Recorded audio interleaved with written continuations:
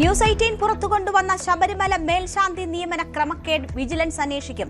നിർദ്ദേശം നൽകി ദേവസ്വം മന്ത്രി കെ മുരളീധരൻ. ന്യൂസ് 18 വാർത്ത ആധാരമാക്കി ഔദ്യോഗിക പരാതി ലഭിച്ചു. പരാതിയുമായി ബന്ധപ്പെട്ട എല്ലാ കാര്യങ്ങളും അന്വേഷണ പരിധിയിലെന്നും ദേവസ്വം മന്ത്രി. News 18 big impact.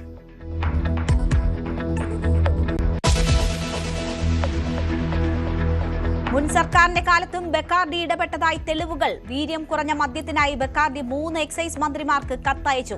തീരുമാനം നടപ്പാക്കാൻ ഉദ്യോഗസ്ഥരിൽ ഭിന്നതയുണ്ടായിരുന്നതായി രേഖകൾ.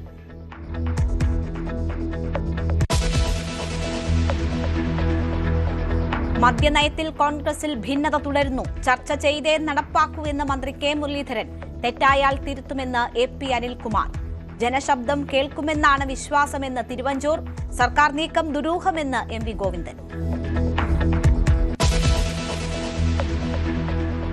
CMRL എക്സാലോജിക് കേസിൽ ED അന്വേഷണം 1ാം പിണറായി സർക്കാരിലേക്കും. എക്സാലോജിക്കിന് മാസപ്പടി നൽകാൻ കാരണമെന്തെന്ന് അന്വേഷിക്കും.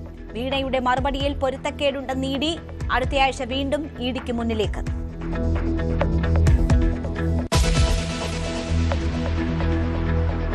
തിരുവനന്തപുരം നഗരസഭയിൽ അവിശ്വാസ പ്രമേയത്തിന് UDF. നഗരസഭയിൽ ഭരണസ്തംഭനമെന്ന ആരോപണം.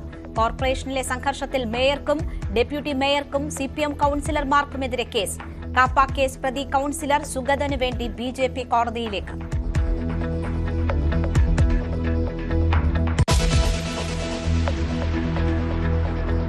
ലഹരിക്കായി യുവാക്കൾ ഉപയോഗിക്കുന്നത് ക്യാൻസറിനുള്ള വേദന സംഹാരി ഗുളികകളും. കീമോയ്ക്ക് ശേഷം നൽകാറുള്ള ഗുളികകൾ കുത്തിവെക്കുന്നത് ലായനിയിൽ കലർത്തി. ഇടുക്കി നെടുങ്കണ്ടത്ത് 3 യുവാക്കൾ പിടിയിൽ. ലഹരി മാഫിയയുടെ വേരെറുക്കാൻ ഏതറ്റം വരെയും പോകുമെന്ന് മുഖ്യമന്ത്രി.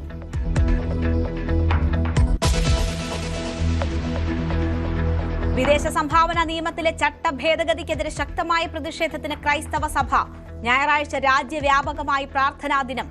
ആഭ്യന്തരമന്ത്രി അമിത്ഷായെ നേരിട്ട് കാണാൻ അനുമതി ലഭിക്കാതെ സഭാ നേതൃത്വം.